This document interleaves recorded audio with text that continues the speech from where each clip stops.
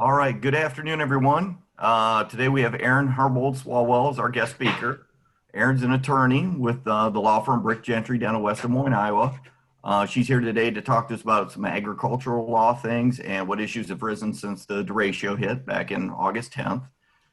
Just a reminder, put yourselves on mute. I know you come into the meeting that way, but make sure you keep yourselves on mute.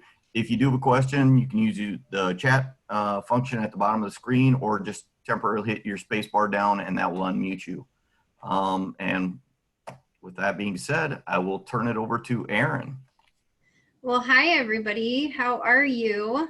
Very good to see everyone, kind of in a different way than we're used to in the past, but we're just going to make adjustments. So I wanted to give you just kind of my usual ag law update that I do almost every year with all of you, and just some of the things that I'm seeing this year in particular. And I think, you know, I was talking to Brian as we planned for this, and you know, one of the big things that has happened is the derecho and the impact of all of that, and some of the issues that I've seen come up in regard to that event. And so, you know, what I thought was I talk a little bit about that too.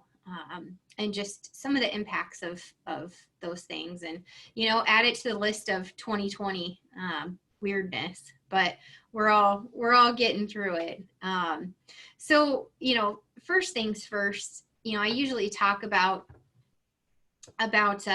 maybe a little bit of drainage law and wetlands update. And so the reason that I bring this up is we've been getting a lot of questions, drainage law questions about, you know, okay, when a landowner whose land drains onto mine is adding more tile and my tile line won't be big enough to handle it, what do I do? Can I refuse to allow that neighbor to hook up onto my tile line? You know, and the answer to that is no. You really, the owner of land can drain the land in the general course of natural drainage, and that means tile as well. So the reason I bring that up is we have a lot of, you know, been seeing a lot of issues involving drainage of surface waters. Now this year was a little bit different because we had a drought, and so we didn't have as much complaining about drainage issues. We have had a lot of wetlands issues though, and I wanted to give you a quick update about that. I think you guys have all heard about the natural flow doctrine and how if the water's flowing in the same general, you know, course or passage, it can't be interrupted or prevented from flowing in that way. So you can install tile in the natural course of drainage. So, you know, when I look at some type of a drainage case, you know, you look at, is the land in a drainage district, or is there a drainage agreement that might be recorded between the landowners? So we talk about that a lot. You know, will there be a substantial increase in the volume of the water flow, or will there be a substantial change in the manner or method of drainage? And you have to be able to prove actual damages. So, you know, that's kind of how you analyze one of those drainage cases. So just, you know, I always like to have resources at hand. If you've got a client that's dealing with a drainage law issue, I would have them start by, there's a couple of really good publications out there. The Drainage Law Manual is a really good one. And this was published actually quite a few years ago, but still really relevant and good. And I put the link in there for you guys. Brian, I can get you my slides too if anybody wants them after this presentation. I'd be more than happy to share those. Another thing that is a good resource is the Center for Agricultural Law and Taxation at Iowa State has a nice publication on drainage law. So you know, those are all good ones to look at if you've got clients dealing with that. Now, the reason I started with drainage is because we've seen a lot of NRCS and FSA appeals dealing with farm programs, and some about wetlands and drainage. So there's an awful lot of these drainage districts in the state of Iowa, and you see them, you know, more so up in the northern part of the state, or levee districts where these districts really need a lot of repair. And over time, maybe those projects or those mains were installed back in 1908 or early 1900s. And over time, there's been subsidence in the soil, and there has been created some depressions where maybe there's actually, could be characteristics of a wetland. And so what NRCS has said is, you know, if those were exhibiting wetlands characteristics, pre 1985, then, those can be wetlands. And so we've been trying to fight that issue and say there's field tile in there, there's drainage tile in there. It's part of the overall system of drainage.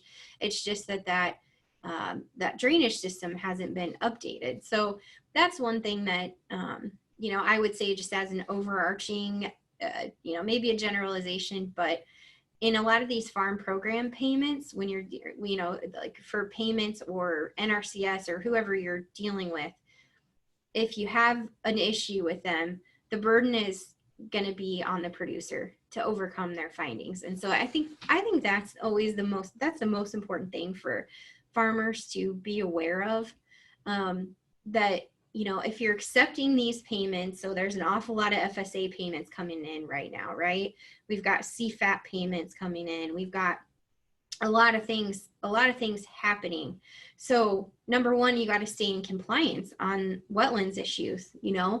If you're out of compliance, you're not going to get these payments anymore. So really communicating with the NRCS office or the FSA office, making sure you understand the programs, making sure you're not in violation of anything is really key. And I'll bring that kind of the same thoughts around to crop insurance right now and what people are dealing with. So, I've got other farm supplements or lease supplements that you all could use, and I'll send these to you too. I won't belabor that just because we don't have a ton of time here today. But one of the other things that I wanted to talk about was, just farm leasing in times of financial stress, and we're still in a stress period in the ag economy. So, really common situation, and this might happen this year, where as a tenant, that things are iffy going into the next growing season. You didn't terminate your should be 2020 cash rent lease because the landlord wouldn't negotiate. And we just didn't want to lose the lease. The banker's telling me I need to lower the cash rent, and the lease was never terminated. So this is a pretty common problem that happens, where a banker then gets involved when it becomes time to work with the farmer on their operating note and renewing that. And they're saying, well, you can't rent the ground. Okay, now are you in default under the terms of your lease, especially if you've locked in a higher cash rent rate? So those things I'm still seeing quite a bit of too. And just some of the current issues we've got, land values, input costs are still high. I think land values, and I don't know what everybody else is seeing out there too, but I think land values are staying pretty, relatively steady, even despite coronavirus and despite drought and despite, some of the things that are happening. Now, I don't know at what point we're going to see those start to go down a little bit. We've been in a hard economic time for a while here with farming, and so far we haven't seen any major adjustments. So it'll be interesting to see how that plays out, this year and next. Understanding your farm programs, I think that's kind of the thing I really want to focus on, because I think that's where, you can really save yourself a lot of money, headache. Just being in compliance, assures you the ability to get crop insurance, which is huge in today's economy. So, just looking at those things, we'll talk a little bit about the derecho and just some comments about that here in a few minutes. But one of the other topics that has been interesting over this last year, I think, now that maybe we all have a little more time to not get together as a family, but maybe think about the issues that we haven't dealt with in our lives. So just the uniqueness of farming in today's economy and atmosphere, and all of the goals and objectives of farmers are differ. They differ from other small businesses, and they differ depending on the operation. So some of the trends, we've talked about these a little bit before. Aging landowners, increase in out-of-state rent, leaving our state. You know, an interesting thing that I've been noticing is just the increased involvement of women in agriculture. So you have, you know, maybe widows that are owning farmland now, and just maybe more interest in women getting involved in farming. So it's been kind of interesting to see that develop. You know, and just advising landowners, flex leases are really growing in popularity. You know, some of the advantages would be that shared risk. The owners are still paid cash. The actual rent adjusts with the adjustment in yields and pricing. So that's something that I've been seeing a lot of. Now, one situation, and this is actually a case that we had here, and this is why I always tell folks, you really do have to plan, especially if you own land with your siblings, or you're wanting to pass down a farm to the next generation. You know, how do we deal with the situation of increased emotions or strained family relationships when mom and dad are gone?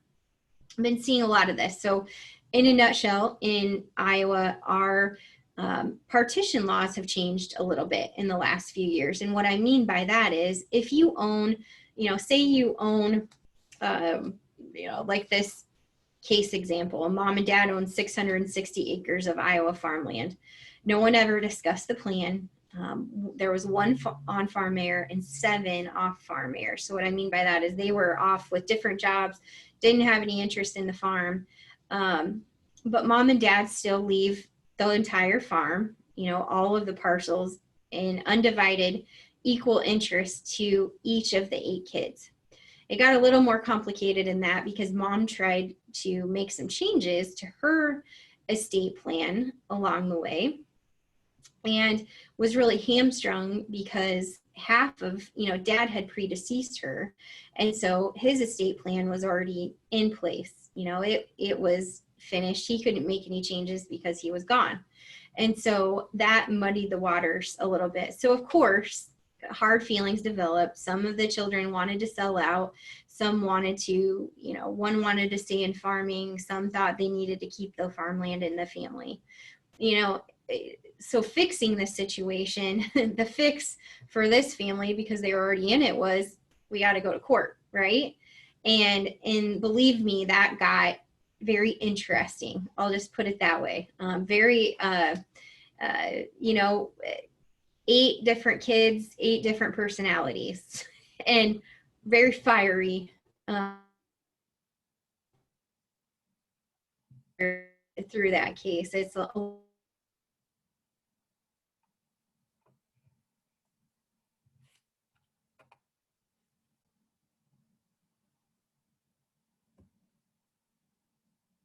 Erin, can you hear me? happen, because my goal is you still want to spend Christmas together.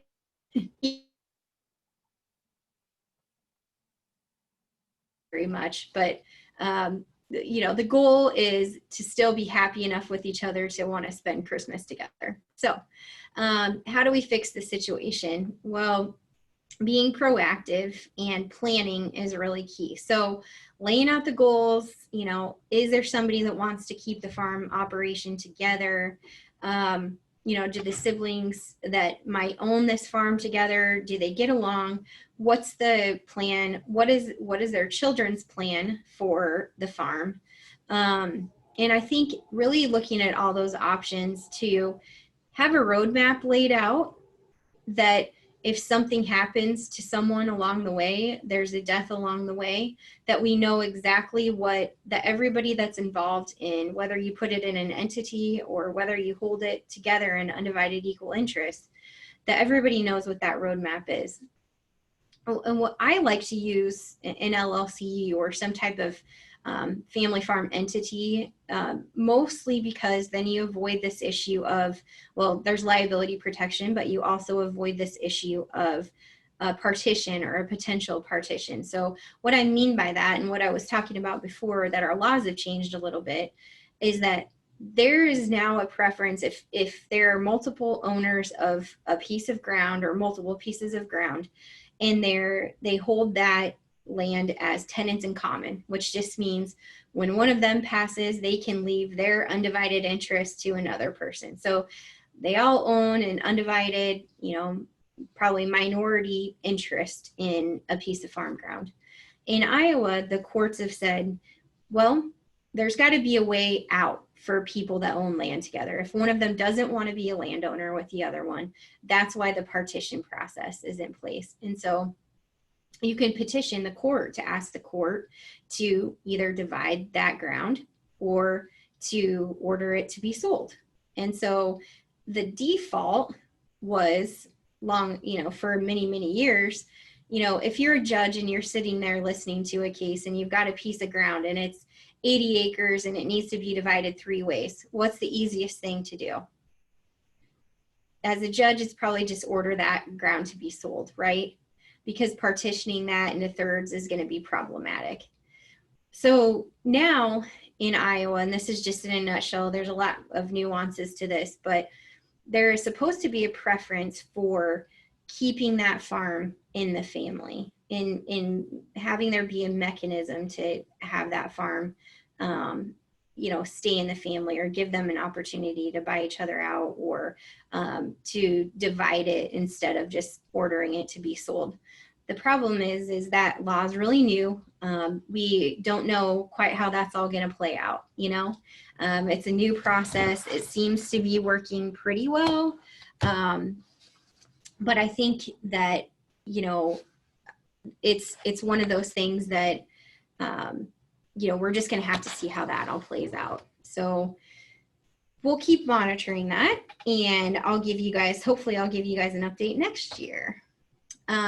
So just communicating with your family. I always tell folks, I think it's a good idea to sit down and have a family meeting about this, even before you implement your plan.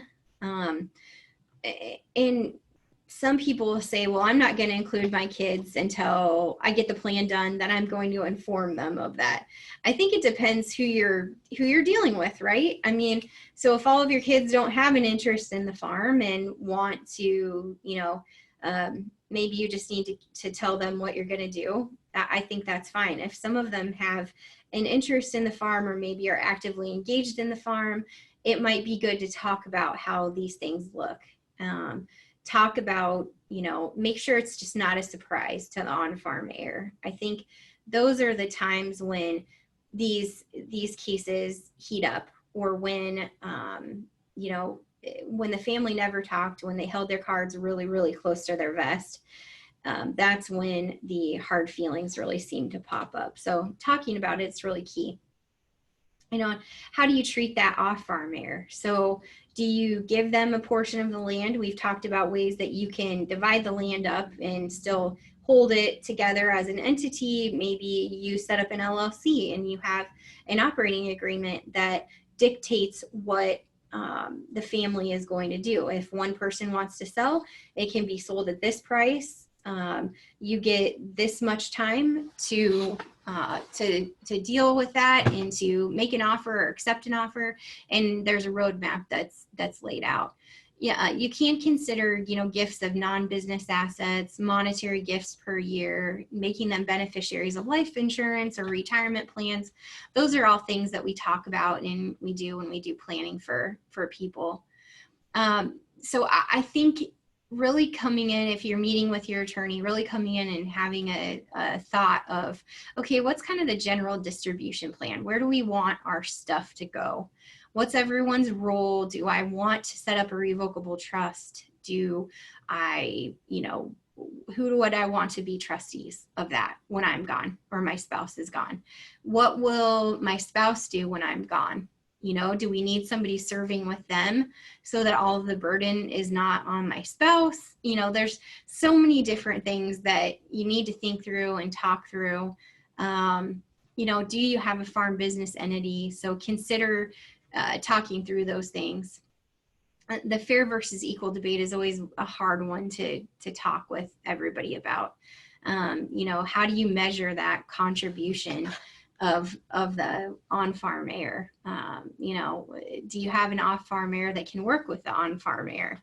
Do you have access to life insurance to compensate the off-farm heir? Those are all the things. It's a hard concept for, as parents. And now that I have 2 kids, I kind of understand how difficult it would be to feel like you're favoring one over the other, or leaving more of the business assets to another one. The only way I can really, you gain a lot of traction to talking to your folks about, okay, this is a business. If we're going to continue this business into the next generation, we're going to have to make some tough decisions. And if one person has been on the farm, that's their livelihood, they've made investments into the farm, maybe it makes more sense to give them either more of the farm or leave farming assets to them, non-farming assets to the other kids. Now, the easier said than done. So that's just something that I think really needs to be talked about. The other thing, some of the things we just forget to talk about would be, do any of your children have any special needs? Have you planned for that? How long would, how old do you think your kids need to be before they can handle managing assets? Now, some people come in here and say 45, 50. Some people say, I don't know, 18's probably, 21's probably fine. Most people kind of land in the middle, in that 25 to 30-year-old range. A lot of times you've graduated from college, you've got your stuff together a little bit more at that point. Maybe you're looking to buy a house. Maybe you're, you have the need for cash at that point. So, one of the things that's often missed too is just the importance of your beneficiary designations. And I think this is where you all can really come into play and help.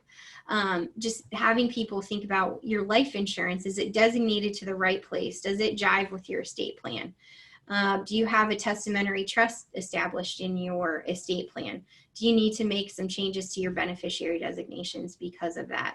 So just overall, you don't want to do a really good job of planning and have a really nice will or really nice revocable trust, but then not have it funded correctly. So those are just some things to think about. Just an example of a need to plan. This is a case came out in 2016. The farmer died without a will, and he was survived by his 3rd wife and sons from a prior marriage. He is also survived by his mother, was still living. His father had died 13 years earlier, and his mother at the time had disclaimed her interest in farm machinery in 1/2 of the farmland to her son. So, farmer died, and his wife was appointed to administer his estate. She starts arranging for an auction. Son's mother comes in and says, no, wait, I still own that machinery and that property. You can't auction it off. And bottom line, they fought about this forever. They went to court. They did all of these things, and mom ended up losing. And they were saying, mother, you disclaimed that property. You don't get to go back and say, wait a minute, I guess I don't, because the order of death was wrong. So when you disclaim property that you've inherited under a will, that's technically, you're saying, I don't hold any strings to that anymore. So interesting case, just shows us, what if the order of death is different than you think it's going to be. So communicating is the best way to avoid those things. Another case that I've seen that was kind of interesting, just leads us to the question of, what does it take to make a will? What does it take to set it aside? And, most of the time what I say is it doesn't take too much. You know, testamentary capacity is presumed unless you rebut it through evidence. And so it's really hard to set aside a will. The unfortunate thing is that we're seeing more undue influence cases, maybe because there's just a recognition that that's happening now. Maybe it's not that there's more happening, it's just people are recognizing it and calling it a different term. But under the Iowa Code, a person is a vulnerable elder. They are because of their age. And so in 2019, you know, what they said was the Iowa legislature states that a vulnerable elder is over the age of 60 and cannot protect themselves from elder abuse because of personal circumstance, which results in an increased risk of harm to the person. So that being said, just be aware that there are more processes in place at the state level to try to help with elder abuse and undue influence issues and those types of things. And I just wanted you all to be aware of that because there's been a new focus placed on that. And I think in your roles, in the jobs that you do, I'm guessing you're kind of the front lines of seeing some of those things. So I think that's something worth pointing out. I talked a little bit about the partition lawsuits. And then just because everybody just loves fences for some reason, I'll just mention a little bit about fences. There was a 2017 case, and in the fence world, that's relatively new.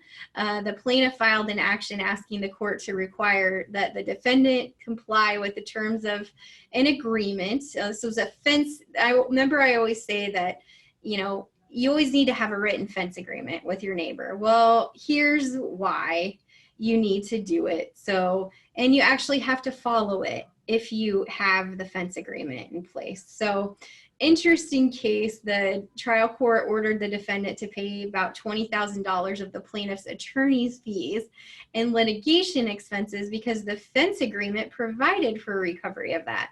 So there's another reason to have a fence agreement. You can have an attorney's fees clause in there. And it looks like the court will uphold that. The defendant represented himself at trial. That's always a big, don't do that. If you can avoid it. He attempted to introduce evidence showing that the plaintiff could not maintain his action because the plaintiff himself was not in compliance with the agreement. Anyway, the court just said, they affirmed the district court. They remanded the case for a determination on the amount of the plaintiff's appellate fees and attorney's fees. The defendant was also required to pay for that. So this got to be really, really expensive fence. This is the Taj Mahal of fences, according to this case. The court found that the testimony of a neutral fence viewer was substantial evidence that the plaintiff was in substantial compliance with his obligations under the fence agreement. So,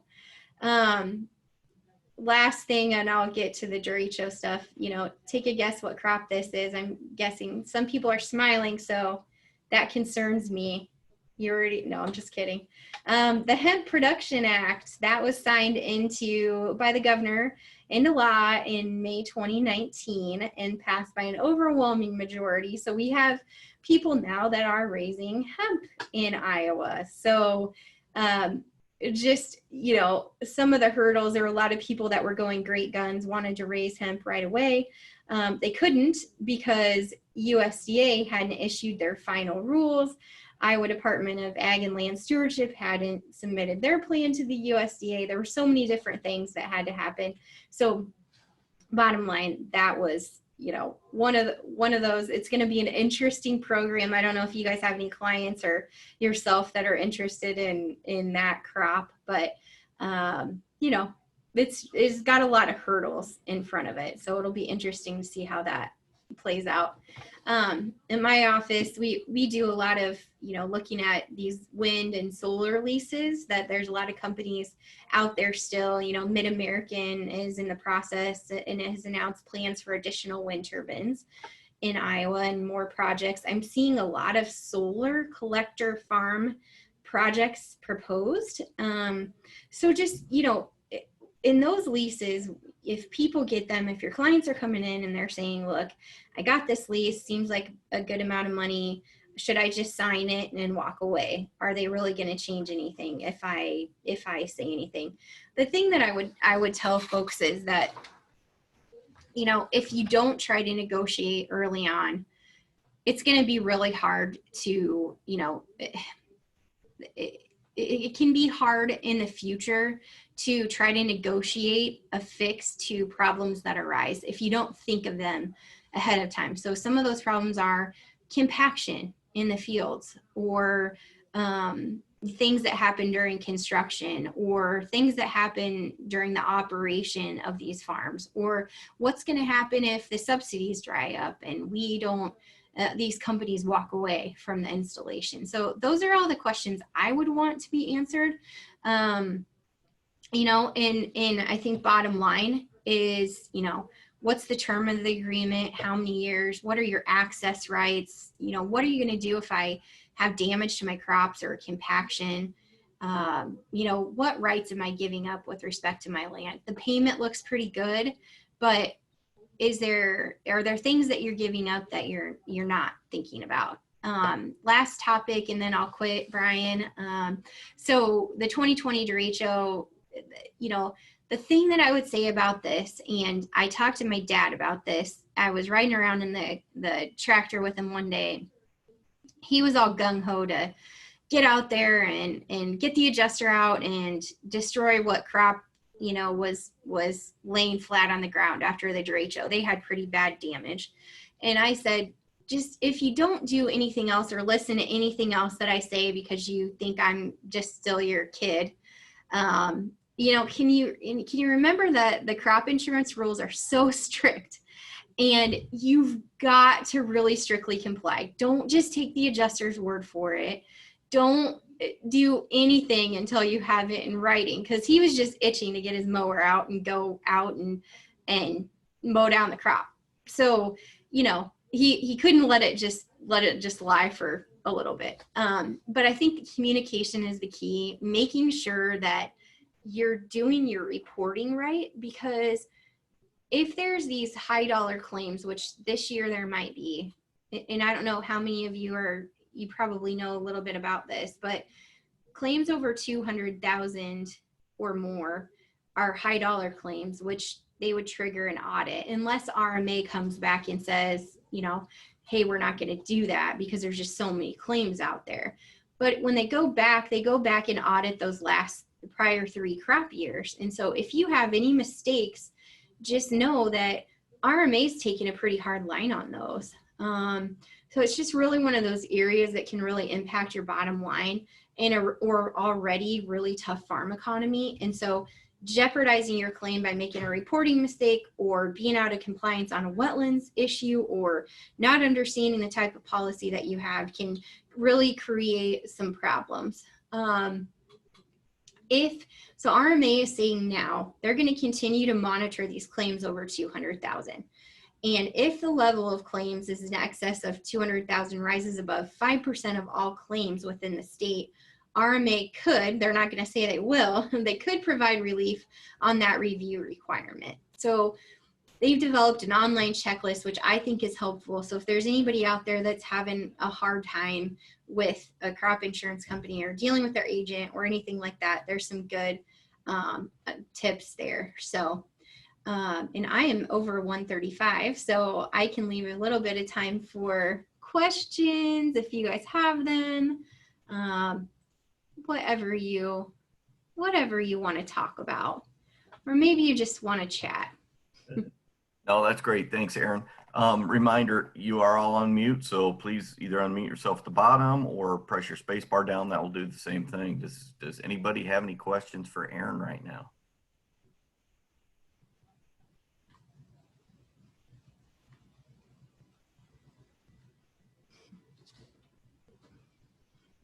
I am not seeing any. I don't see any in the chat. Yeah. Does anybody have any topics they just want to cover with her? you can always, and it's really nice because this is why I love this group, because everybody is really nice about, they reach out to me during the year, which is fun. I enjoy that. So Awesome. Well, I will not keep anybody longer. We've always set that rule. If we have no questions, we will move on with our day. So I like, want to thank Erin for taking her time to join us today and give us some more information. This slideshow, of course, will be emailed out to everybody, so you will have her contact information. So once again, if you have any follow-up with her, you'll have her information. thanks everybody. I sure appreciate it. Brian, I'll email you the That'd be presentation. great. I Thanks, appreciate it. Thanks, guys. Take Thank care. you. Bye-bye. Hope 2020 is better for everybody after this. We hope so. Okay. We just, Thanks, Erin. fingers crossed. All right. Bye, you guys. Goodbye.